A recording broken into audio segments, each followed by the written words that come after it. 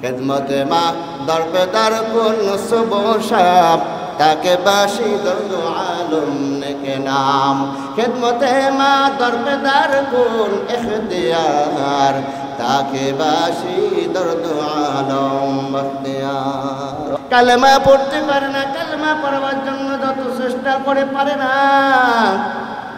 হযরত বেলাল রাদিয়াল্লাহু তাআলা আনহু চলে গেলেন আল্লাহর পয়গম্বরের কাছে। আল্লাহর পয়গম্বরের কাছে গিয়ে বলে, নবী গো, আলকামাকে কালেমা পড়াবার চেষ্টা করে কিন্তু পড়তে পারে না, মুখ আটকে যায়। আল্লাহর পয়গম্বর তখন বুঝতে পারছেন যে অবশ্যই কোনো কারণ আছে, যে কারণের জন্য আলকামা কালেমা পড়তে পারে না।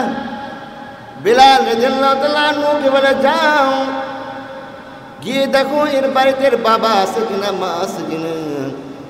হযরত বেলাল বলেন, না, এর বাবা নাই, মা আছে জীবিত, কিন্তু অসুস্থ বৃদ্ধ মহিলা।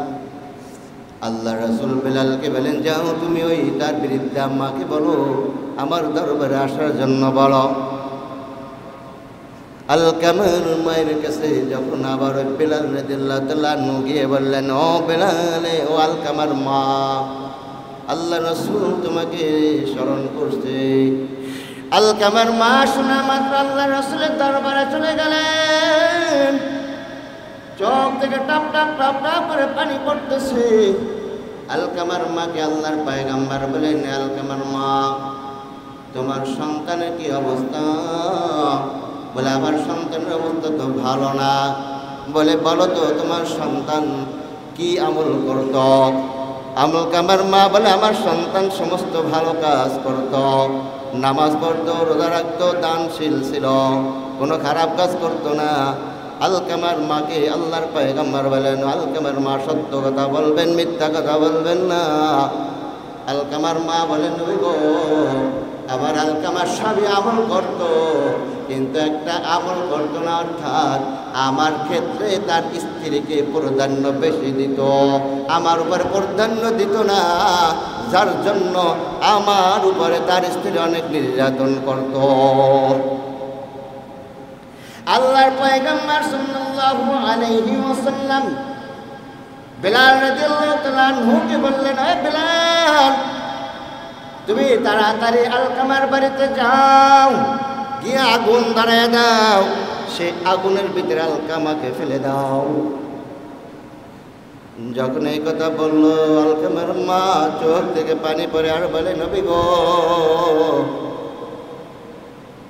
আমার আলকামাকে আগুনে ফেললে আমি কেমনে সহ্য করব?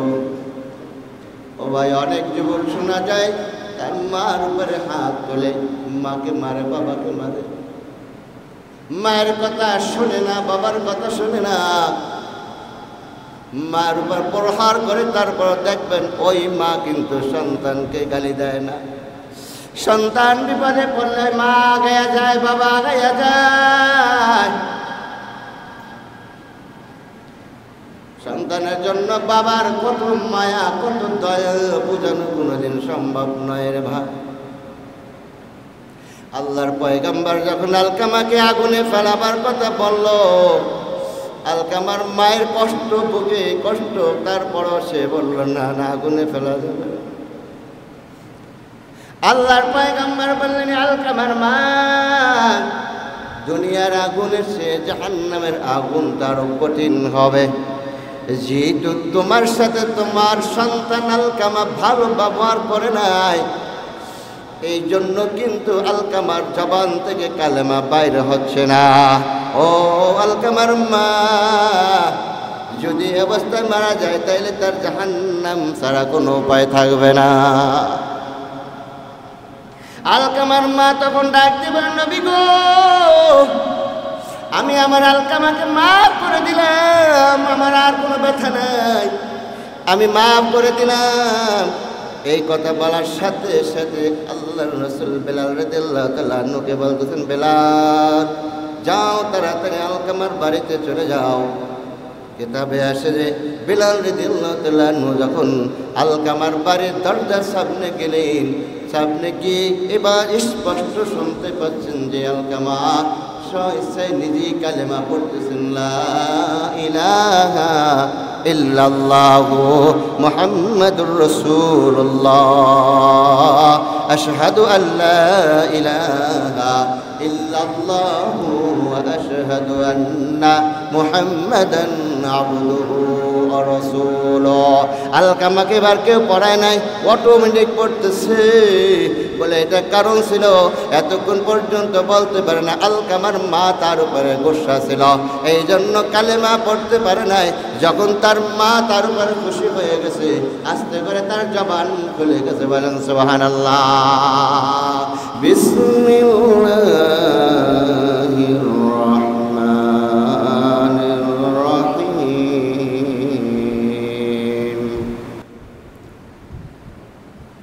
وقضى ربك ألا تعبدوا إلا إياه وبالوالدين إحسانا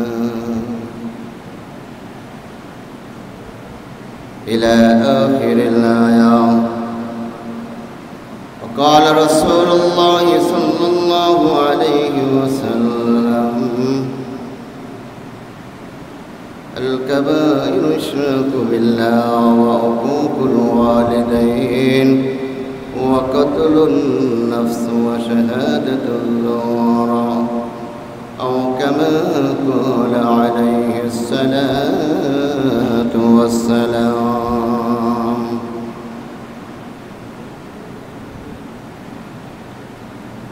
موت كاس كل ناس شاربوا، قبر بيت كل ناس داخل، بلغ العلا بكماله، كشف الدجى بجماله، حسنت جميع خصاله،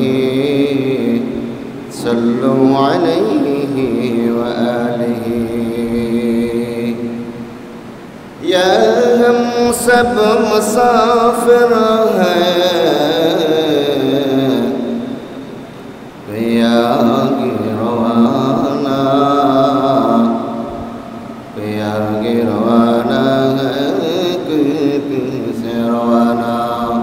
بلغ العلا بکمالہ، كشف الدجى بجماله، حسنت جميع خصاله، صلوا عليه وآله.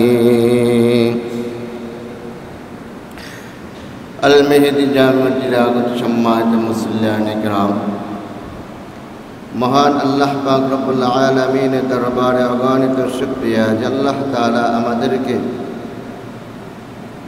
জুমা নামাজ পড়ার ইচ্ছায় মসজিদে আসার তৌফিক দিয়েছেন, সুযোগ পেয়েছি। এজন্য রব্বে কারিমের দরবারে শুকরিয়া আদায়ের জন্য বলি আলহামদুলিল্লাহ। আমরা সবাই কিন্তু কবরের যাত্রী, নাকি বলেন? সবাই আমরা কোথার যাত্রী? কবরের যাত্রী। আমরা সবাই কবরে যাব, আমাদের সকলেই কবরে যেতে হবে। এবং আমরা এটা জানি, আমরা কেউই দুনিয়াতে থাকতে পারবো না, সবারই দুনিয়া ছেড়ে চলে যেতে হবে।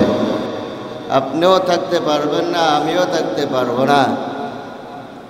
এই পৃথিবীতে এক সময় আপনি ছিলেন না, আমিও ছিলাম না, এখন আসছি, আবার এক সময় থাকবো না। যেরকমের আমার বাবার বাবা 14 পুরুষ থেকে নিয়ে তারা এক সময় ছিল না, কিন্তু এক সময় তো ছিল, আবার আজকে তারা নাই। ঠিক তাদের মতন আপনার আমার অবস্থা হবে কি বলেন? হবে কি না? অবশ্যই আমার আপনার অবস্থা তাই হবে। আমরা কেউই এই জগতে থাকতে পারবো না, পরজগতে চলে যেতে হবে।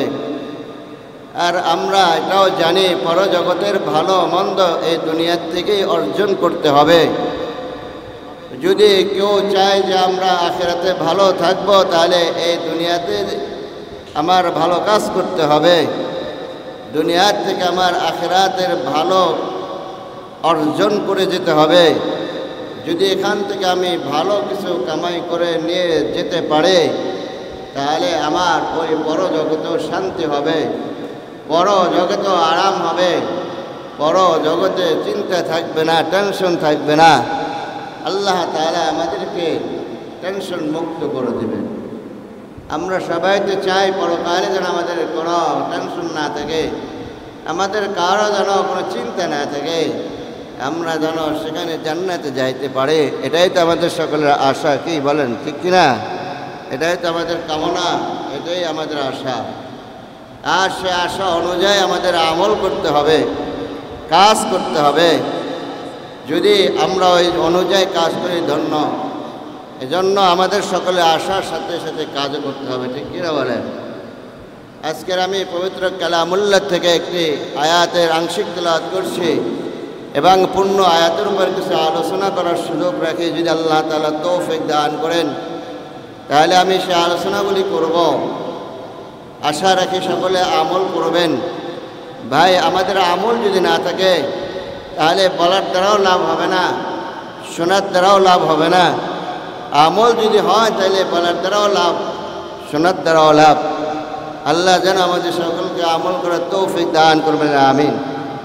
আজকের আমি যে আয়াতের আলোচ্য বিষয় সেটা হলো, আমরা এই পৃথিবীতে কাদের মাধ্যমে আসছি, কাদের কারণে আমরা দুনিয়া দেখতেছি, সেই পিতা মাতার কি হক রয়েছে, সেই পিতা মাতার সাথে কিরূপ ব্যবহার করতে হবে, সেই পিতা মাতা আমাদের জন্য কেমন, সেই পিতা মাতার সাথে সৎ ব্যবহার করলে কি হবে, ওই পিতা মাতার সাথে যদি খারাপ আচরণ করি তাহলেও কি হবে, ইয়ার আলোকে ইনশাআল্লাহ আলোচনা করার চেষ্টা করব।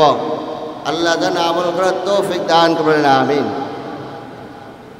আমরা সবাই জানি আমাদের পিতা মাতা আমাদের জন্য কত না কিছু করেছেন, যার কোনো তুলনা নাই, তুলনাবিহীন যা আমাদের জন্য মাতা পিতা করেছে, ঠিক কিনা বলেন? আফসোস লাগে যাদের মাধ্যমে আমি দুনিয়া দেখলাম, যাদের কষ্টের বিনিময়ে আমি বড় হলাম, যাদের ত্যাগ তিতিক্ষার মাধ্যমে আমি আজকের হাজি হলাম, গাজী হলাম, আলেম হলাম, আমি সমাজের নেতা হলাম, আমি সব কিছু যাদের ত্যাগের বিনিময়ে হলাম, আজকের দেখা যায় আমরা যখন বড় হয়ে যাই তখন আমরা তাদেরকে ভুলে যাই, তাদেরকে আমরা স্মরণ করি না, তাদের সাথে খারাপ আচরণ করি। ভাই, এটার চেয়ে আর দুঃখজনক কি হতে পারে? এজন্যই এক সাহাবী আল্লাহ রাসূল সাল্লাল্লাহু আলাইহি ওয়াসাল্লামের কাছে আসলেন, এসে জিজ্ঞাসা করলেন, জি ইয়া রাসূলুল্লাহ, সবচেয়ে বড় আমল কোনটা, সবচেয়ে ভালো আমল কোনটা? তখন আল্লাহ রাসূল সাল্লাল্লাহু আলাইহি ওয়াসাল্লাম যখন বললেন, আল্লাহ রাসূলের কাছে আল্লাহ রাসূল বললেন, বলে সবচেয়ে ভালো আমল হলো আল্লাহর ইবাদত করা। কি করা? আল্লাহ তাআলার ইবাদত করা। বলে তারপরে কোন আমল ভালো? বলে তারপরে ভালো আমল হলো বিররুল ওয়ালিদাইন, পিতা মাতার অনুগত হওয়া, পিতা মাতার সেবা শুশ্রূষা করা, পিতা মাতার সাথে সদ্ব্যবহার করা। ওই সাহাবী বলেন, এরপরে কোন আমল ভালো? বলে এরপর হলো আল জিহাদু ফি সাবিলিল্লাহ। বলে 3 নম্বর আমল হলো আল্লাহর রাস্তায় জিহাদ করা। আল্লাহর রাস্তায় কি করা? বলেন জিহাদ করা হলো 3 নম্বর আমল। তাহলে 1 নম্বর বলছেন কি করা? বলেন কি করা? আল্লাহর হুকুম আহকাম, মানে কি আল্লাহর হুকুম আহকামের ভিতরে সবচেয়ে শ্রেষ্ঠ হলো কি নামাজ সময় মতন আদায় করা। কি করা? সময় মতন নামাজ আদায় করা। এরপরে কি পিতা মাতার কি করা? সেবা শুশ্রূষা করা। এরপরে কি আল জিহাদ ফি সাবিলিল্লাহ, আল্লাহর রাস্তায় জিহাদ করা। তো 2 নম্বর বলা হয়েছে আমল হলো বাবা মায়ের সাথে ভালো ব্যবহার করা, সেবা করা। ঠিক তদ্রূপ আল্লাহ রসুল অন্য হাদিসে বলেছেন যে শিরক, কুফরি যে মতবাদ এবং কুফরি যে আমল, বলে এর ভিতরে সর্বপ্রথম হলো আল-ইশরাকু বিল্লাহ, আল্লাহর সাথে শরীক করা। 2 নম্বর বলা হয়েছে বাবা মায়ের সাথে বাবা মায়ের সাথে তাদের কথা অমান্য করা। ওয়াকুকুল ওয়ালিদাইন, পিতা মাতার সাথে কি করা বলেন? পিতা মাতার হক আদায় না করা, পিতা মাতার সাথে সৎ ব্যবহার না করা। তাইলে দেখেন এখানে বলা হয়েছে আল কাবাইর ইশরাকু বিল্লাহ ওয়া ওয়াকুকুল ওয়ালিদাইন, বলে 2 নম্বর কবিরা গুনাহ হলো কি করা? পিতা মাতার সাথে নাফরমানি, পিতা মাতার সাথে কি করা? পিতা মাতার অবাধ্য হওয়া, পিতা মাতার কথা না শোনা, পিতা মাতার মনের ইচ্ছা মতন না চলা। তাহলে 1 নম্বর পাইলাম ইবাদতের ক্ষেত্রে। প্রথম নম্বর ইবাদত হলো সময় মতন নামাজ পড়া। 2 নম্বরে পাইলাম পিতা মাতার সেবা করা। ঠিক তদ্রূপ বলা হয়েছে কবিরা গুনার ভিতরে 1 নম্বর হলো আল্লাহর সাথে শিরক করা, 2 নম্বর হলো কি পিতা মাতার অবাধ্য হওয়া। তাইলে পিতা মাতার ইবাদত করা কত গুরুত্বপূর্ণ, পিতা মাতার বাধ্য হওয়া কত গুরুত্ব, এটা আমাদের এখান থেকে বোঝা উচিত। আজকের আমাদের সমাজে দেখা যায় আমরা পিতা মাতার অবাধ্য সন্তান, অনেক যুবক দেখা যায় তারা পিতা মাতার কথা শুনে না, পিতা মাতার সাথে সৎ আচরণ করে না, পিতা মাতার সাথে ভালো ব্যবহার করে না, পিতা মাতা যা বলে তা করে না, তার বিপরীত করে। বলে ভাই, যাদের মাধ্যমে আমি দুনিয়া আসলাম, যাদের কারণে আমি দুনিয়া দেখলাম, আজকের আমরা তাদের সাথে সৎ ব্যবহার করি না। বলে এর চেয়ে হতভাগা, এর চেয়ে বঞ্চিত আর কে হবে বলেন? অনেক ইতিহাস রয়েছে যে সমস্ত ছেলেরা, যে সমস্ত মেয়েরা পিতা মাতার বাধ্য হয়েছে, সেই সমস্ত ছেলে মেয়েরা তাদের জীবন ধন্য হয়েছে। আর যে সমস্ত ছেলে মেয়েরা যারা পিতা মাতার অবাধ্য হয়েছে তারা ধ্বংস হয়েছে। বহু নজির এরকমের আছে, বহু ইতিহাস এরকমের আছে যে তারা পিতা মাতার অবাধ্য হওয়ার কারণে তাদের জীবন ধ্বংস হয়ে গেছে। তারা অশান্তি আর অশান্তি ভোগ করতেছে একমাত্র কারণ পিতা মাতার অবাধ্য হওয়ার কারণে। বলে ভাই, এটা আমার কথা নাই, এটা আল্লাহ তাআলারই নির্দেশ। আল্লাহ তাআলাই বলেছেন ওয়াবিল ওয়ালিদাইনি ইহসানা ইম্মা ইয়াবলুগান্না ইনদাকাল কিবারা আহাদুহুমা আও কিলাহুমা উফিন ওয়া লা তানহারহুমা ওয়া কুল লাহুমা কওলান কারীমা। এটা আল্লাহ তাআলার নির্দেশ যে যখন তোমরা তোমাদের পিতা মাতার কোনো একজন বা দুভাইকে যদি তোমরা বৃদ্ধ অবস্থায় পাও, তখন তাদের সাথে তোমরা সৎ আচরণ করো, মোলায়েম ভাষায় কথা বলো, নরম ভাষায় তাদের সাথে কথা বলো। এমন কোনো ব্যবহার করেও না যার কারণে তারা মনে ব্যথা পায়। এমনকি তারা যদি তোমাদের কাছে কোনো আবেদন করে তাহলে তুমি বিরক্ত বোধ করো না। কি করো না? বিরক্ত বোধ করো না। বলে কীরকমে? বলে আপনার একটা ছোট্ট বাচ্চা যদি থাকে, ওই বাচ্চা যেরকমের আপনাকে বারবার কোনো বিষয় চাইলে আপনি তার উপরে যেরকম বিরক্ত বোধ করেন না, করি আমরা বলেন তো? আমাদের যদি ছোট্ট একটা বাচ্চা থাকে তাইলে সে কত না বাহানা করে আমার সাথে, আপনাদের সাথে করে না? একের পর এক একটা না একটা বাহানা করতেই থাকে।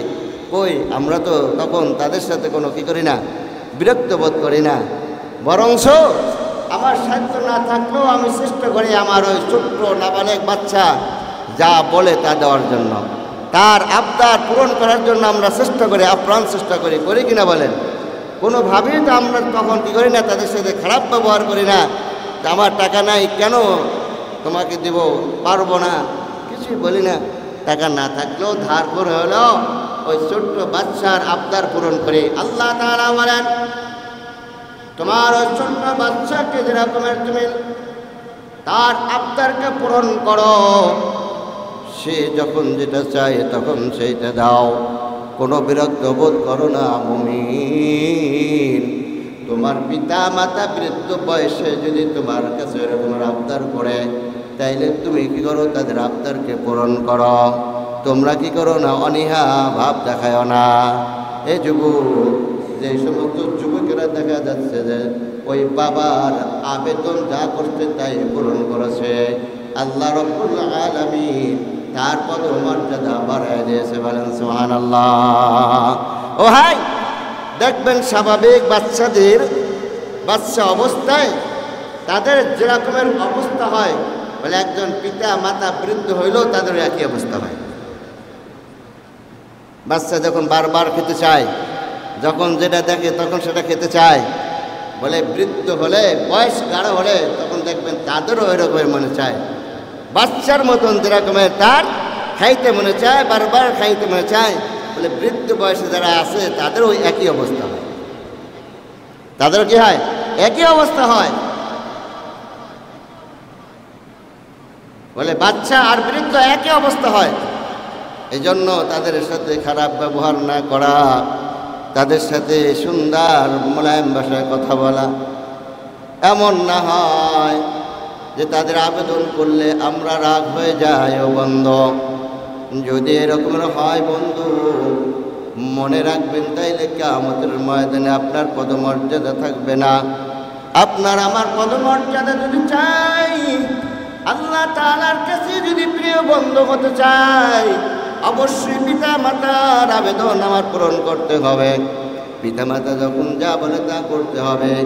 যদি করেন তাইলে সে ধন্য, আর যদি না করি তাইলে হালাক অনিবার্য। ঠিক কিনা বলেন?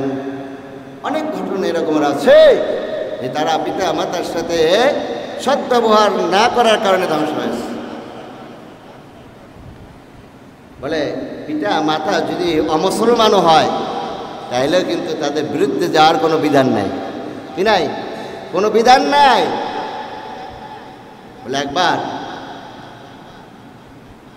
এক সাহাবী, ওই সাহাবী কি করছেন, আল্লাহর রাসূলের কাছে এসে জিজ্ঞাসা করলেন, ইয়া রাসূলুল্লাহ, ইয়া হাবিবাল্লাহ, আমার থেকে সবচেয়ে ভালো ব্যবহার পাওয়ার উপযুক্ত কোন ব্যক্তি? অর্থাৎ কোন ব্যক্তি আমার থেকে সবচেয়ে বেশি ভালো ব্যবহার পাবে?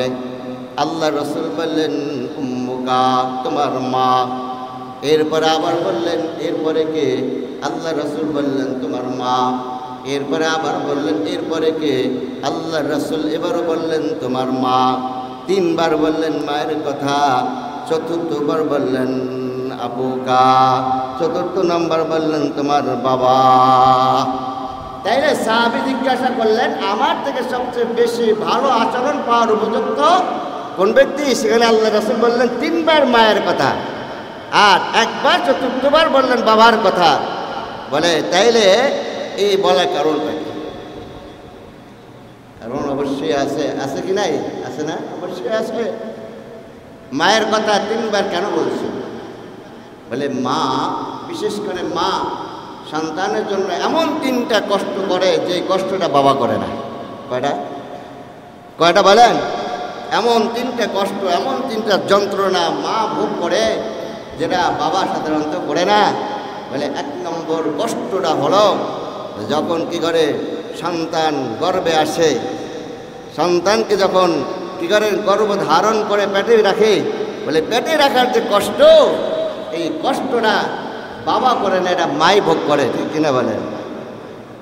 ও ভাই, একটা সন্তান যখন মায়ের গর্ভে আসে 40 দিন, এরপরে 1 সপ্তাহ, 2 সপ্তাহ, 3 সপ্তাহ, 4 সপ্তাহ, 5 সপ্তাহ, 6 সপ্তাহ অতিক্রম করে 1 মাস, 2 মাস, 3 মাস, 4 মাস, 5 মাস, 6 মাস, 7 মাস, 10 মাস, 10 দিন পর্যন্ত পেটের ভিতরে রাখে।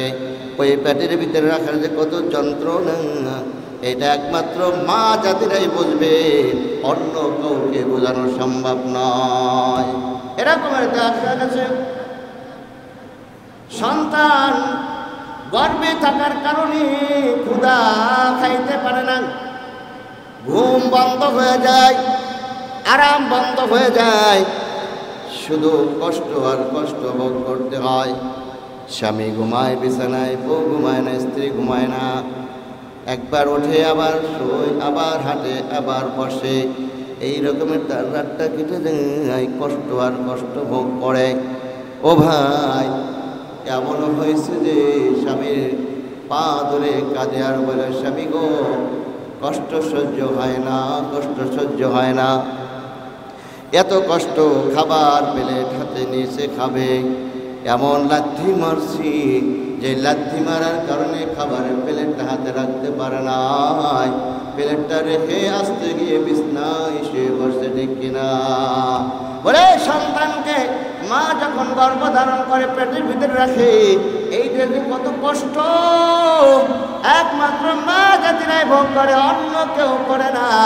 আল্লাহ রাসূল সেজন্য বলছেন যে মায়ের প্রাধান্য 1 নম্বর বেশি। তাইলে মায়ের প্রাধান্য দেওয়া হলো যে সন্তান গর্ভে রাখার যে কষ্ট, এটা বাবারা করে না, মা করে। এই জন্য আল্লাহ রাসূল বলেন মায়ের হক বেশি। বলে 2 নম্বরে কেন বলা হলো? বলে 2 নম্বরে এই জন্য বলা হলো, যখন মা সন্তান ভূমিষ্ঠ হয়, ওই ভূমিষ্ঠ হওয়ার সময় যে যন্ত্রণা কষ্ট, এটাও একমাত্র মা জাতিরা ভোগ করে, অন্য কেউ এর কষ্ট যন্ত্রণা ভোগ করে না, ঠিক কিনা? ও ভাই, সন্তান ভূমিষ্ঠ হওয়ার সময় যে কত যন্ত্রণা, কত কষ্ট,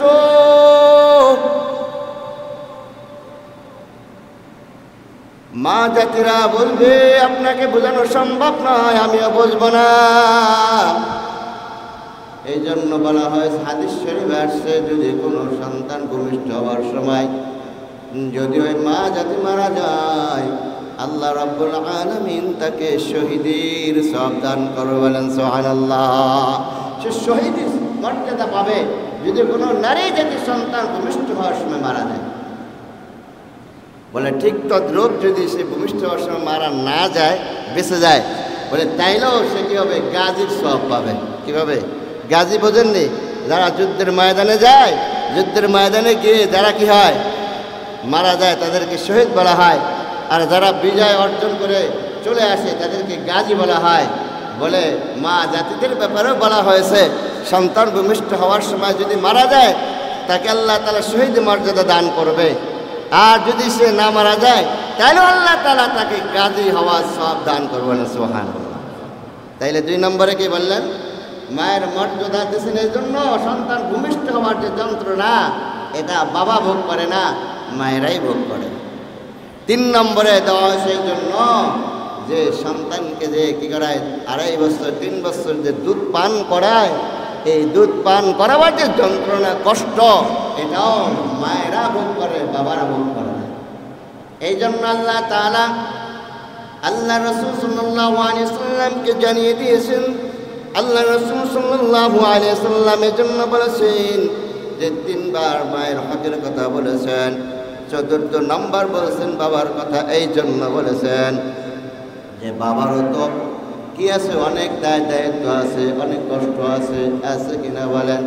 রৌদ্রে যখন কাজ করে, গায়ের ঘাম বের করে কামাই রোজগার করে, এরপরে সন্তান দেখে, স্ত্রীকে দেখে, আত্মীয় স্বজনকে দেখে, ও ভাই, বাবার মর্যাদাও কিন্তু কম না, বাবা ছাড়াও কিন্তু সংসার স্বয়ং সম্পূর্ণ হয় না। এই জন্য বলা হয়েছে বাবারও অনেক সম্মান আল্লাহ তাআলা দিয়ে দিয়েছেন। ও ভাই, এই জন্য বলা হয়েছে সন্তান যদি বাবা মা উভয়কে যদি তার মতন দেখে এবং যদি তার কি হয়, সেবাগত হয়, তার যদি বাধ্যগত হয়ে যায়, আল্লাহ রাব্বুল আলামিন তাদের জন্য জান্নাত ওয়াজিব করে দেবেন। বলেন সুবহানাল্লাহ। ও ভাই, ও যুবক, মায়ের কথা না শুনলে কেমন আযাব।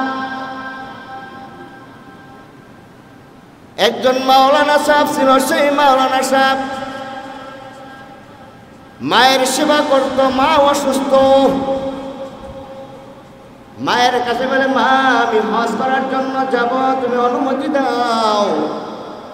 মা বলল, বাবা আমি তো অসুস্থ, তুমি হজ করার জন্য গেলে আগামী বছর যাবে, বছর যার দরকার নাই, যেহেতু তুমি আমাকে এসে নাও পাইতে পারো।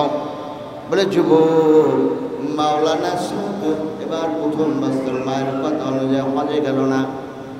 দ্বিতীয় বছর আবার যখন ওই সন্তান মায়ের কাছে অনুমতি চাইল, এবার মা বলল, না বাবা তুই যাস না, তুই হজে যাস না, আমি আর মনে কর বেশি দিন থাকবো না, তুই হজে গেলে আমাকে আর আয়া পাবি না। মাওলানা সাহেব এবার বলল, ঠিক আছে মানলাম। তৃতীয় বছর আবার যখন মায়ের কাছে অনুমতি চাইল, মা অনুমতি দিল না। না দেওয়ার পরে এবার সে একই অবস্থা, হজে গেল না। চতুর্থ বছর এবার ওই সন্তান পুরা প্রতিজ্ঞা করছে, এইবার মা আমাকে অনুমতি দিলেও যাব, না দিলেও যাব। কি করবো? মা যদি আমাকে অনুমতি দেয় তাইলে হজে যাব, না দিলেও হজে যাব। প্রতিজ্ঞা করে ফেলছে, নিয়ত করে ফেলছে। হজের মৌসুম আসছে, আসার পরে মায়ের কাছে বলে, মা আমি তো হজ করার জন্য যাব, অনুমতি চাই, তুমি অনুমতি দাও। মা এবারও বলে, না রে বাবা আমি তো আগের চারও দুর্বল হয়ে গেছে, আমাকে পাবি না রে বাবা, তোর হজ করতে যাওয়ার দরকার নাই। এবার ওই মাওলানা সাহেব বলে, মা তুমি অনুমতি দিলেও যাব, না দিলেও যাব, আমি নিয়ত করছি হজ করার জন্য যাবই যাবই। এবার প্রস্তুতি নিয়ে হজ করার জন্য রওনা করলো। ও যুবক, মায়ের অবস্থা বলে কেমন অবস্থা মনে রাখবেন। এবার যখন সে হজ করার জন্য রওনা করলো, হজ করার জন্য যায়, মাকে বললো, মা আমি তো হজ করার জন্য যাইতেছি। মা বলে, ও সন্তান আমাকে মনে কার পাবি না, পাবি না, যাস না। কিন্তু না, তারপরে যখন গেল মায়ের মন থেকে কষ্ট বের হলো। এবার কি কষ্টের একটা নিয়াস ছাড়লো, বলে মা বাবার কষ্টের নিয়াস যদি ছাড়া হয়, ওই নিয়াসটা আরশ পর্যন্ত গিয়া পৌঁছে। কোথায় যায় বলে? আরশ মহল্লা পর্যন্ত গিয়ে ওটা পৌঁছে।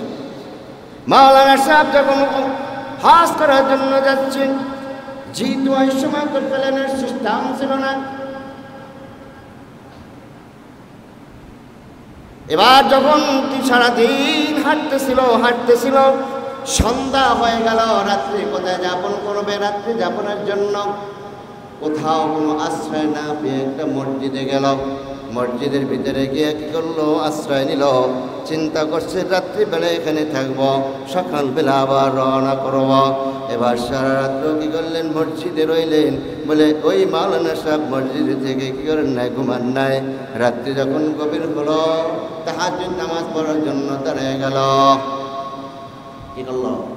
তাহাজ্জুদ নামাজের জন্য যখন দাঁড়িয়ে গেল, ঘটনাক্রমে পার্শ্ববর্তী একটা ঘরের ভিতরে চোর ঢুকছে। চোরাই যখন মাল সামানা নিয়ে রওনা করবে, বাড়িওয়ালা টের পাইল। টের পাওয়ার পরে যখন ওই চোরাকে ধাওয়ানি শুরু করলো, চোরা এবার দিশে বিশে না পায়া কে করলো? মাল সামানা গুলি মসজিদে ওই লোকটা নামাজে দাঁড়িয়ে আছে তার পাশে রাইখা যে কোনোভাবে চোরা পলাইয়া গেছে। লোকজন দৌড়ে মসজিদের কাছে আইসে দেখে একটা লোক দাঁড়ানো, পাশে কিছু মাল সামানা, ওই চোরাই মাল সামানা রেখে গেছে। ওই মাল সামানাগুলি দেখে তারা বলতেছে, ও ভণ্ড, তোর মতন তো ভণ্ড আর কেউ হইতে পারে না। তুই কি করছো? চুরি করছো, ধরা পড়ছো। এবার তুই মসজিদে মাল রেখা নামাজে দাঁড়িয়ে গেছো। সে কি আসলে চোর? সে কি চোর বলেন তো? সে তো চোর না, সে তো একজন হজ যাত্রী। লোকজন এসে যখন তাকে ধরলো, চোর বলে। লোকটা বলে, না না, আমি তো কোনো চোর না, আমি তো একজন হাজি, হজ করার জন্য রওনা করছি। কিন্তু কে শুনে কার কথা? উত্তম মাধ্যম কয়েকটা দিয়ে এরপরে কি করলেন? কাজী সাহেবের কাছে নিয়ে চলে গেল। যখন কাজী সাহেবের কাছে নিয়ে গেল, কাজী সাহেব এবার বলতেছি, এই লোকটা যেহেতু মাল চুরি করছে, এই জন্য এর হাত কেটে দেওয়া হবে। 2 নম্বরে, এই মাওলানা সাহেব মানুষ, এই যে মাওলানা হয়ে এই কাজটা করেছে, এই জন্য কি করা হবে, এর চোখ দুইটা উঠে দেওয়া হবে। 3 নম্বরে যেহেতু এই মসজিদে উঠছে, চোরা মাল নিয়ে মসজিদে উঠছে, এই জন্য এর পা দুইটা কেটে দেওয়া হবে। কয়টা শাস্তি? চোখ উঠে দেওয়া হবে, হাত কেটে দেওয়া হবে, পা কেটে দেওয়া হবে। এরপর কাজী সাহেব ঘোষণা দেয়া দিল, এর হাত কাটবা, পা কাটবা, চোখ উঠে দেয়া। এরপরে এলাকায় রোডে মহল্লায় ঘোরাবা আর বলবা এই চুরির কারণে তাকে এই শাস্তি দেওয়া হচ্ছে। এবার ওই মাওলানা সাহেব কাজী সাহেবকে বলে, ও কাজী,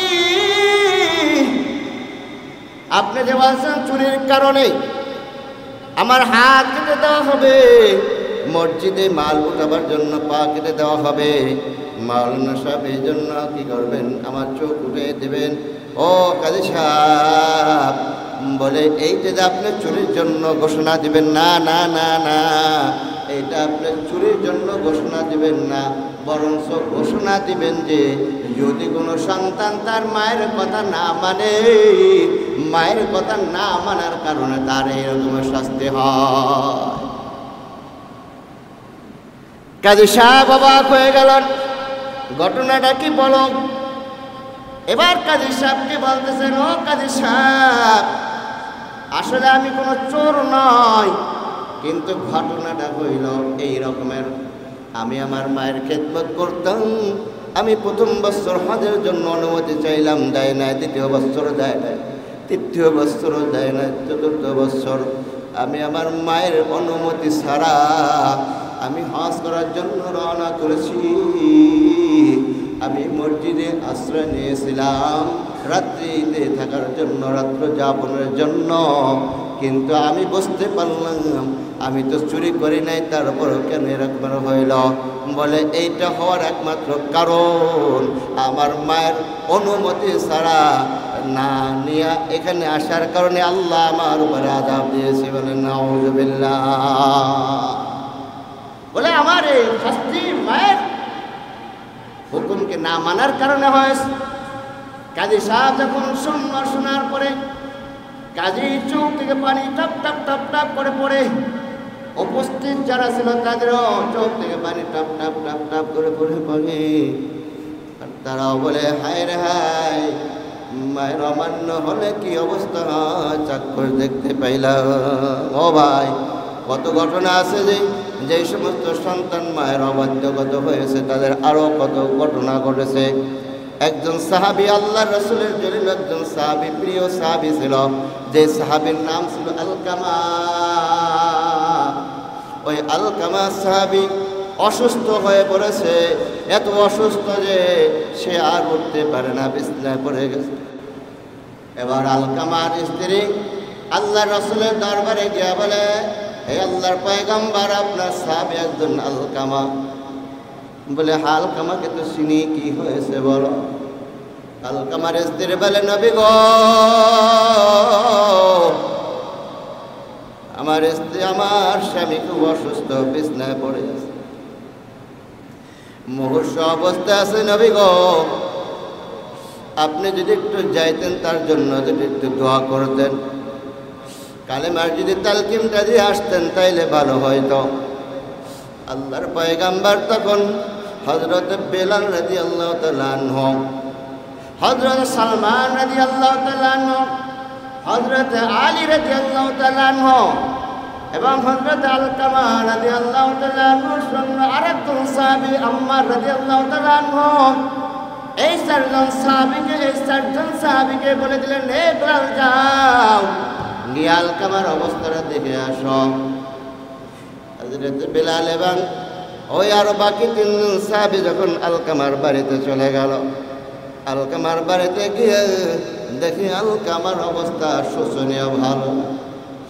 হযরত বেলাল রাদিয়াল্লাহু তাআলা আলকামাকে বলে, ভাই আলকামা, কালিমা পড়ো।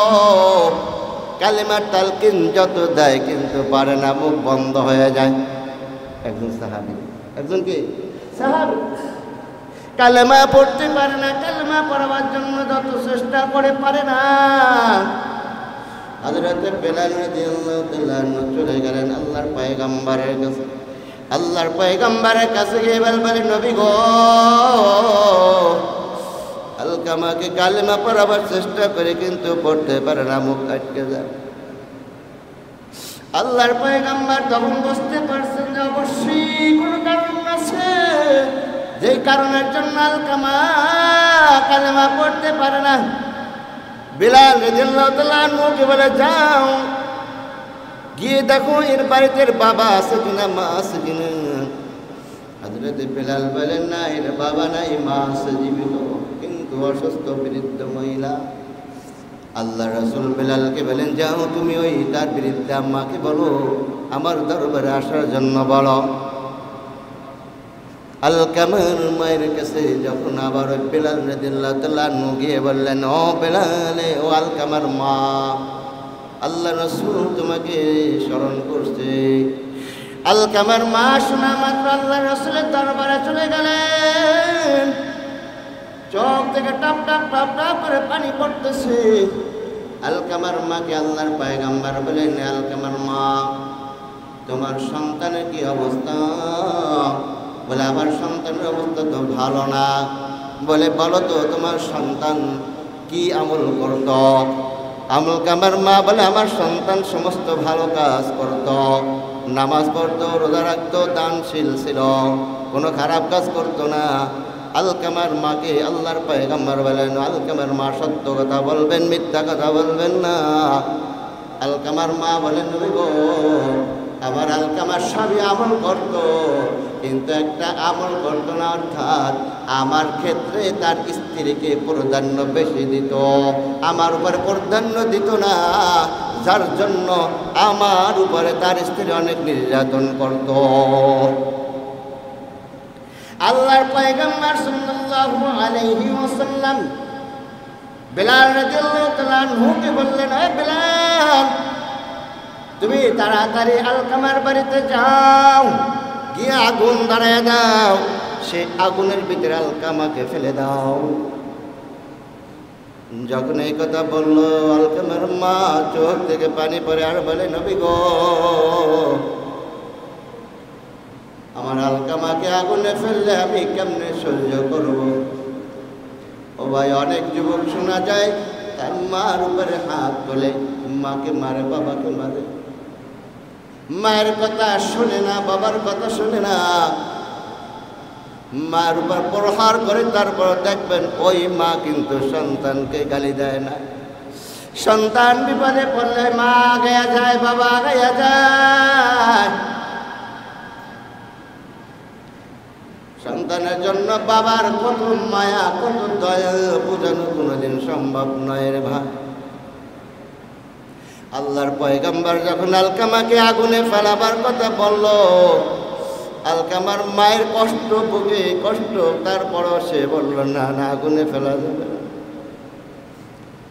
আল্লাহর পয়গম্বর বললেন, আলকামার মা, দুনিয়ার আগুনের চেয়ে জাহান্নামের আগুন তারও কঠিন হবে। যেহেতু তোমার সাথে তোমার সন্তান আলকামা ভালো ব্যবহার করে নাই, এই জন্য কিন্তু আলকামার জবান থেকে কালেমা বাইরে হচ্ছে না।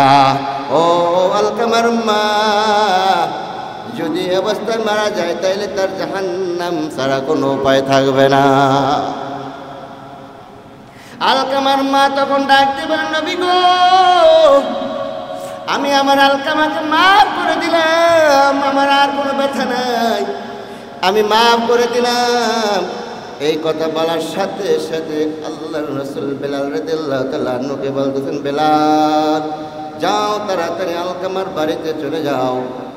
কিতাবে আসে যে বেলাল রাদিয়াল্লাহু তাআলা আনহু যখন আলকামার বাড়ির দরজার সামনে গেলেন, সামনে কি এবার স্পষ্ট শুনতে পাচ্ছেন যে আলকামা স্বইচ্ছায় নিজেই কালেমা পড়তেছেন, লা ইলাহা ইল্লাল্লাহু মুহাম্মাদুর রাসূলুল্লাহ, আশহাদু আল্লা ইলাহা ইল্লাল্লাহু ওয়া আশহাদু আন্না মুহাম্মাদান আবদুহু ওয়া রাসূলু। আলকামাকে এবার কেউ পড়ায় নাই, অটোমেটিক পড়তেছে। বলে এটা কারণ ছিল এতক্ষণ পর্যন্ত বলতে পারে না, আলকামার মা তার উপরে গোসা ছিল, এই জন্য কালেমা পড়তে পারে নাই। যখন তার মা তার উপরে খুশি হয়ে গেছে, আস্তে করে তার জবান খুলে গেছে। বলেন সুবহানাল্লাহ। খেদমতে মা দরপে দার কোন সুবসাব, তাকে বাসি দর্দ আলম নেকে নাম।